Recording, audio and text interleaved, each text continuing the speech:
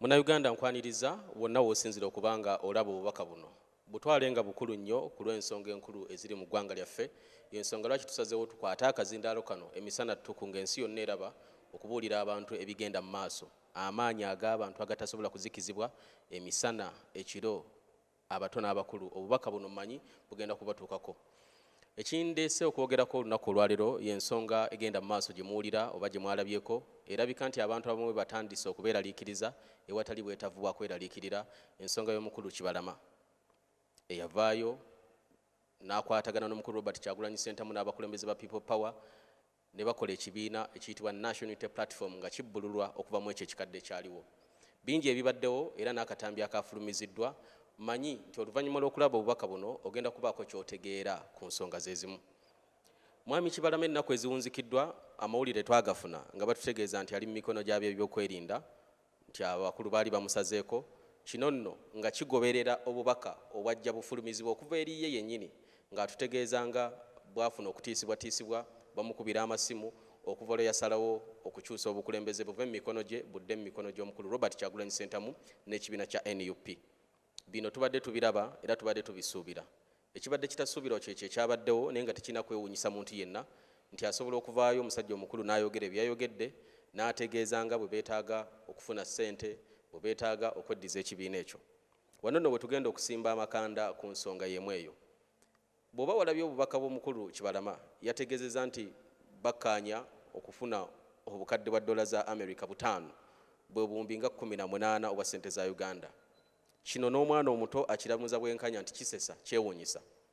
Era yennyini yategeeza n'agamba nti tebalina bwe baawandiika baakyogerako ng'abantu abakulu ne bakirekaawo. Njagala tugende mpola mpola okumenyaamenya buli nsonga. Tekijja mu bwongo bwa muntu ategeera ne oli okutegeerawo kwe ne bukubera kwa kiboggwe. Timusobola okuyingira ddiiru ne muyingira agreement nga $1 million 5 ne mutawandiika. This is simple logic. $1 million 5 nga tewali buwandiike. That means ekigambo kya mukulu Kibalama kikyamu era si kituufu. Ekyokubiri, $1 million 5 obeera ogenda kugula ki? Waliwo obwetaavu ogula $1 million 5 ekibiina nga omukulu bwe yatutegeezezza. That is another wrong information Muzeeyi Kibalama gye yabuulidde eggwanga. Bwe tugenda ku byonna babadde tebannaweza na myezi 3 okuva lwe yavaayo n'ategeeza nti obuyinza obukulembeze abukyusizza akkiriza Mwami Kyagulanyi taking over. Mu bino tusomamu ebintu bibiri. Either Mwami Kibalama yakutte ssente okuva mu gavumenti ya Nakyemalira n'asalawo ajje ayogere byayogedde. Kino nga kisobokera ddala bulungi. Gavumenti ya Mwami Museveni n'abalala abalinga ye bwe ziba zinaatera okugwa bakozesa ssente z'abannansi b'amawanga ago ate okunyigiriza bannansi bennyini abaagala okwerwanirira n'okwenunula. So Muzeeyi Kibalama ne banne option esooka kuba nti baalidde ssente ez'ekibi ezigenda okubalakira ne basalawo babe nga boogera ebigambo bye bayogedde. Option egoberera ey'okubiri ey'okuba nti baabikoze byonna bye baakoze wansi w'omudumu gw'emmundu. Njagala otunulya body language ya Mwami Kibalama ng'ali mu katambi ako, okukankana, okubagana amameeme, okutunula ku mabbali n'amabbali ng'alinga afuna instructions, alinga afuna directions, alinga alagirirwa nga bamubuulira ky'ateekeddwa okulabika nti n'ayogera. Si ye muntu eyabadde ayogeranga ebigambo abijja ku mutima gwe. Mu communication body language ekola kinene nnyo, ekola ebitundu 95 ku buli 100 nga tonnaba kufulumya kigambo kyonna. So body language omubiri gwa Mwami Kibalama gwamuwaddeyo amaaso, okubagana amameeme, okumira amangota n'ebirala. Ky'oba otwala nti kyeyabadde ayogera tekyavudde ku mutima gwe, kyavudde mu lubuto lwe Mwami Kibalama. Options ebbiri nga tumaze okuzitunuulira, either yalidde oba yatidde. Implication ya kino eri ki? Kye kisinga okubeera ekikulu. Mwami Kibalama bw'agamba nti ayagala kweddiza kibiina kya NUP, atugoberera era atambuza obubaka buno abantu bagambe kino tekisoboka.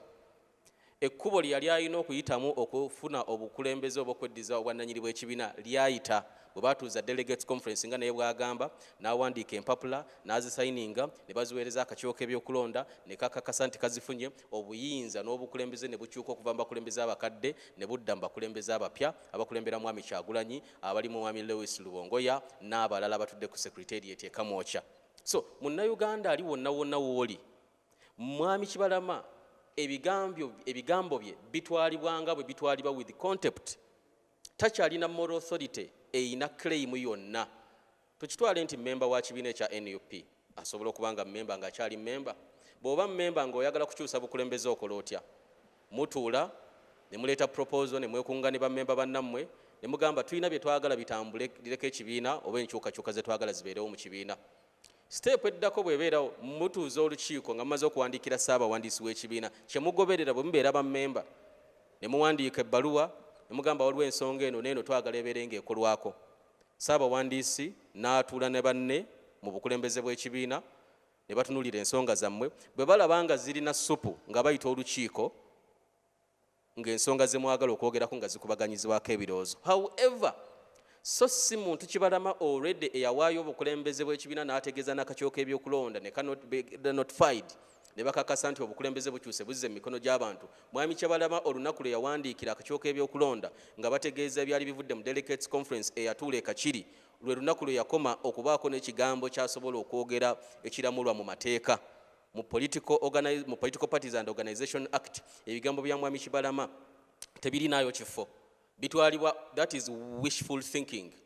Ne munne eyali Ssaabawandiisi w'ekibiina kye kimu, bitwalibwa ng'ebigambo, ekirooto, ekirowoozo, okwogera kw'omuntu owa bulijjo. So munnayuganda bino kye birina okuyigiriza nti gavumenti ya Nakyemalira ejja kukola buli kimu kyonna kyonna ekikwasa ensonyi kuba yo tekyaswala okwagala okuzoganya n'okulemesa abantu okutuukiriza ebigendererwa byabwe nga ssemateeka bwe yabawa.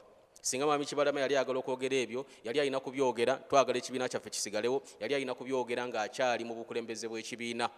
Oyinza okuba tontegedde bulungi. Twala ekyokulabirako, Kazibwe Bashir Mbaziira, nnyina ettaka lyange, nzikaanyizza n'omuntu, ndimuguzizza oba ndimuwadde, nkyusizza obwannannyini bw'ekyapa kivudde mu mannya gange Kazibwe Bashir Mbaziira, ettaka lizze mu mannya g'omuntu omulala n'ekyapa kisoma ekyo. Nze Kazibwe Bashir Mbaziira enkeera sisobola kuvaayo nenga nti ettaka lino eryali eryange, nga ddala kituufu abantu baali bakimanyi nti lyali lyange. Sobolaga nti ettaka lino eryali eryange, omuntu gwe naguza ettaka lino kati yazimbyeko kalina, saagala azimbeko kalina, njagala azimbeko ennyumba ya mwamba oba njagala azimbeko supermarket. I ceased to have ownership and responsibility over that piece of land. Bwe mba njagala okudetermininga ekikolebwa ku ttaka eryo, nkola ntya? Njogera n'oyo gwe naguza ettaka ne mugamba ssebe ettaka linguze, tukyuse lidde mu mannya gange, nakkiriza oba n'agaana. Ye embeera Mwami Kibalama gy'alimu. Olunaku lwe yawaayo obukulembeze ne bukyusa abakulembeze n'ekibiina ne kikyuka, lwe lunaku lwe yakoma okubeera n'obwannannyini oba n'obuyinza ku ebyo ebisalibwawo. So munnayuganda, kino kakodyo kalala ng'obulala obuzze bukolebwa gavumenti okwagala okumenya emitima gy'abantu. Look at the timing. Akaseera mwe baakoledde bino baakikoze on the eve nga bategedde bakansala bangi, balodi councillors bagenda kusunsulwamu, ababaka ba parliament bagenda kusunsulwamu, bachairman ba district bagenda kusunsulwamu, ng'esigadde ennaku nga 3 nominations zitandike ku lunaku olwa Monday. Baagala okukola kino bateeke okutya mu mitima gy'abantu abalina okugira ku kaadi y'ekibiina kya NUP, balowooze nti ekibiina tekirina future, ekibiina tekiriiwo mu ngeri ntuufu, ekikyamu. Kwagala kutiisa abantu nti bona okwata bendera ya NUP ogenda kuba toyina mikisa gya mu maaso. Munnayuganda atulaba nga bw'otambuza obubaka buno, butambuze butuuke ku muntu asembayo ng'omujjukiza. Ekibiina kiriwo mu mateeka, Mwami Kibalama n'abalala tebalina kye bakyayinza kugamba ggwanga because they are not signatories ku paper, ku mpapula zonna ez'ekibiina kya NUP. Tebalina we basayininga wonna. Omuntu atakyayina bwannannyini ku ttaka lye watunda n'ekyapa ne kikyuka, toyinza kugamba nti wano njagala kusimbawo kasooli oba njagala bateekewo ekkubo. Okyegomba bwegombi n'ogamba singa nali nakikola mu kiseera we nabeera nnannyini ttaka. Bye bino ebirowoozo ebiriwo ebitagenda kubanga bikola. Mubeere bagumu. N'ebirala ebisinga ku bino Mukama waffe Kyagulanyi abadde abituga nti bajja kukola ebintu bingi nnyo. Olaba baapanga omusajja okuva ekisolo n'agamba mbu Kyagulanyi lwaki baamuzaala, singa tebaamuzaala Uganda eriyandibadde na bizibu bifaanaganako bwe bityo. Kati gavumenti erimu abantu abasobola okukola ebintu ebifaanaganako bwe bityo.